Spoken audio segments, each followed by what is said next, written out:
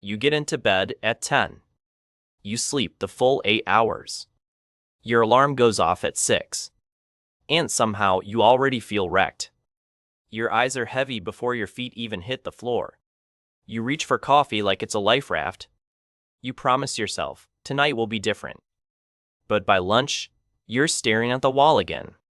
That grainy, foggy, why am I like this tired? The kind that 8 hours was supposed to fix. Here's the honest truth, friend. Sleep isn't just about the hours. It's about the quality of those hours. And most of us have been measuring the wrong thing. So today we're going to fix that together. I'm Milo, and this is your gentle nudge back toward better rest. We're not going to talk about miracle pills or expensive gadgets. We're going to talk about small, doable stuff that actually moves the needle. The kind of changes you can start tonight in your own bed with nothing fancy. And by the end, you'll see why the 8 hours rule quietly let so many of us down. Let's start with something most people never think about. Sleep isn't one long flat thing.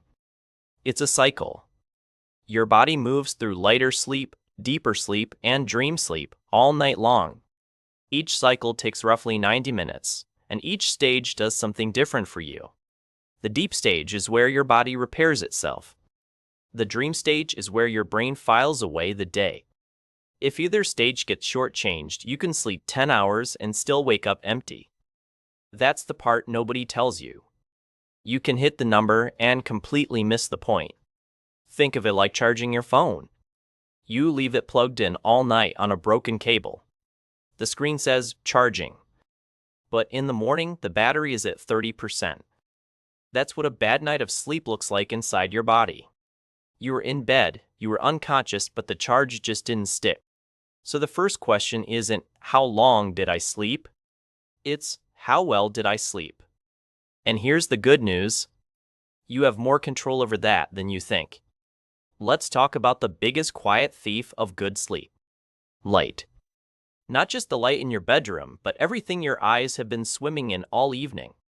Screens, overhead lamps, the bright kitchen at 9 p.m. Your body reads all of that as still daytime.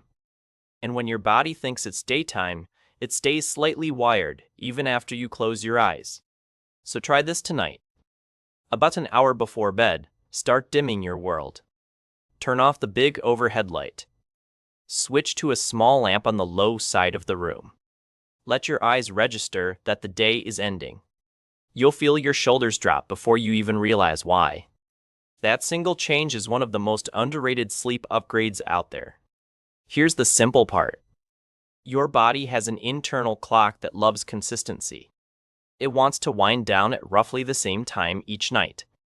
And it wants to wake up at roughly the same time each morning. When that clock is steady, your sleep stages line up neatly. When it's chaotic, your stages get jumbled, and 8 hours turns into mush. The fix is almost boring. Pick a bedtime window and mostly stick to it, even on weekends. Yes, I know, weekends feel sacred. But a 2-hour sleep-in on Saturday can throw off Monday like a mini jet lag. You don't have to be rigid, just closer to consistent than you are right now. Now let's talk about something sneaky. Late night stress. You lie down and suddenly your brain becomes a courtroom. Every awkward text, every unpaid bill, everything you should have said in that meeting. Your body is still, but your mind is sprinting.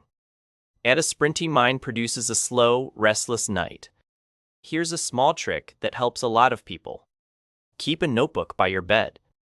Before you turn off the light, write down 3 things swirling in your head. Not to solve them, just to park them. You're basically telling your brain, I heard you, we'll deal with this tomorrow. It sounds small, but it works, because half of what keeps us awake is the fear of forgetting. Once it's on paper, your brain can finally let go. And speaking of letting go, let's talk about the thing sitting on your nightstand. Your phone. I know, nobody wants to hear it. But your phone is a tiny casino in your pocket, designed to keep you engaged. Every scroll pulls you a little further from sleep. You don't have to banish it forever, just move it a little. Charge it across the room instead of next to your pillow. That one physical distance changes how you fall asleep and how you wake up. Because if you can't reach it, you can't scroll into it at midnight. And you can't grab it the second your alarm goes off. You give yourself back the edges of your night. Now, here's a reframe that changes people's whole relationship with sleep. Feeling tired isn't laziness. It's a signal. Your body is sending you a note that something in the routine isn't working. The best thing you can do is listen, not push through. Pushing through with caffeine and force of will works for a while, but it always sends you a bill later, usually as that 3 p.m. crash we all know too well. The one where your brain feels like wet cardboard. If that sounds familiar, the answer usually isn't more coffee. It's better nights. Let's talk about the bedroom itself. A slightly too warm room can quietly wreck your deep sleep.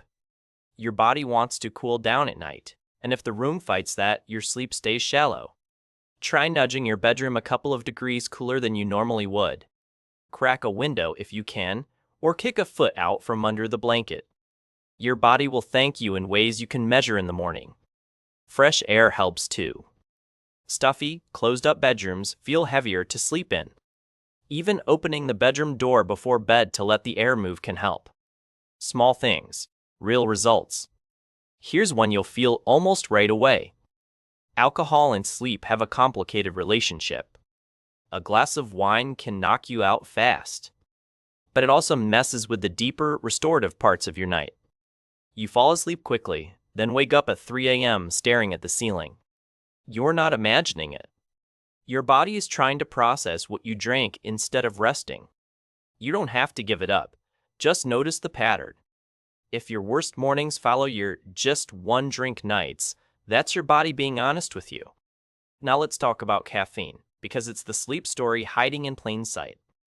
Caffeine has a long tail.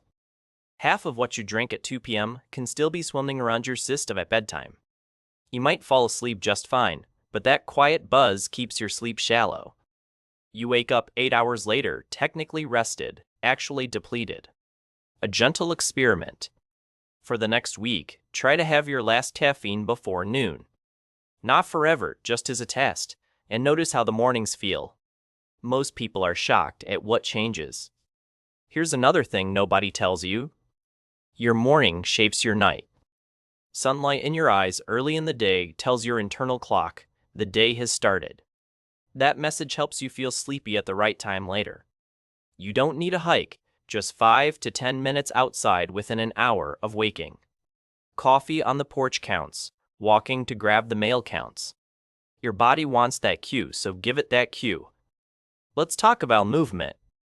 You don't have to become a gym person, but a body that is moved during the day sleeps deeper at night. Even a 20-minute walk after dinner shifts things. Movement burns off restless energy your brain would otherwise use to keep you awake.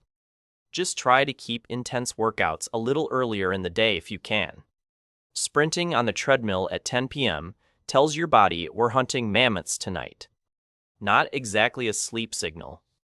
Now here's something small but powerful. A wind-down routine. Not a ritual, not a whole spa evening, just a soft on-ramp between day mode and sleep mode. 15 or 20 minutes of low light, low input, low decision-making. Read a few pages, do a slow stretch. Take a warm shower and let the cool down afterward pull you toward sleep. Your body sleeps best when it's eased into it, not slammed into it. Think of your evening like a landing plane. You don't want to hit the runway at full speed. You want to descend gently. That's what a wind down does. It's the descent. A gentle word on food. You don't need a strict diet to sleep well. But a heavy meal right before bed asks your body to work when it's trying to rest. That's often where those weird, restless nights come from. Give yourself a couple of hours between your last big meal and lights out. A light snack if you're truly hungry is fine. Here's a reframe I love. Sleep isn't a reward at the end of a productive day.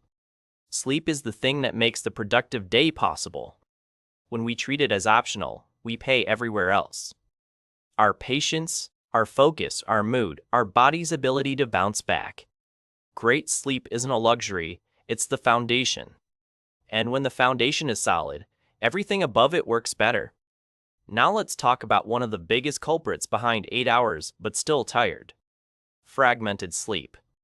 Getting up at 2 a.m., then 4, then 5:30. Each interruption yanks you out of a deeper stage. Even if you fall back asleep quickly, that stage doesn't fully finish. By morning, you've been in bed for 8 hours, but the quality is Swiss cheese. Common causes: a too warm room, late alcohol, an overactive mind, a pet that has thoughts at 3 a.m., a partner who snores like a small motorcycle. Some of these you can fix quickly, others need creative solutions. But naming the interruption is the first step to changing it. Here's a quick question for you. If you had to guess which one thing is stealing the quality of your nights, what would you name first? That answer is probably where your next small change should live. Because sleep isn't fixed by doing everything at once. It's fixed by shifting one honest thing, then another. A quick word on naps. Naps aren't cheating, and used well, a short one can rescue a rough day. A 20-minute nap in the early afternoon is a gift to your body. A 90-minute nap at 5 p.m. is a gift to your insomnia. Keep it short, keep it earlier, and let it be an assist, not a replacement. Now here's a soft one. If you've been trying everything and still waking up wrecked, please talk to a doctor. Not because something is wrong with you, but because sometimes there's a piece of the puzzle only a professional can spot. Sleep issues are common, and there's no shame in asking for help. Wellness starts with self-compassion, not self-diagnosis. All right, quick check-in. Of everything so far, which one are you actually going to try tonight? Just one. Tell me in the comments if you want, or just decide it quietly for yourself. Because the person who changes one thing beats the person who plans to change 10. Every single time. Let's talk about weekends, because they matter more than you think. The sleep in and catch up strategy feels like it works. You feel great Saturday morning. But Sunday night, you can't fall asleep at your normal time, and Monday hits like a truck. That's social jet lag. You basically gave yourself a mini time zone change without leaving the house. A gentler approach. Sleep in an extra hour if you need to, not 3. Your Monday self will thank your Saturday self. Here's one you can start using this week. Anchor your morning, not your bedtime. A lot of us try to force a specific bedtime and fail, then feel bad about it. Try flipping it. Pick a wake-up time and hold that line. The bedtime will slowly follow because your body starts craving sleep at the right hour. Anchors work better than curfews, and they feel less like punishment. Let's talk about the mental side. A lot of, "I slept 8 hours and I'm still tired," isn't really about sleep. It's about a nervous system that never fully switches off. You're technically resting, but your body is still braced. Small daily practices help unbrace you.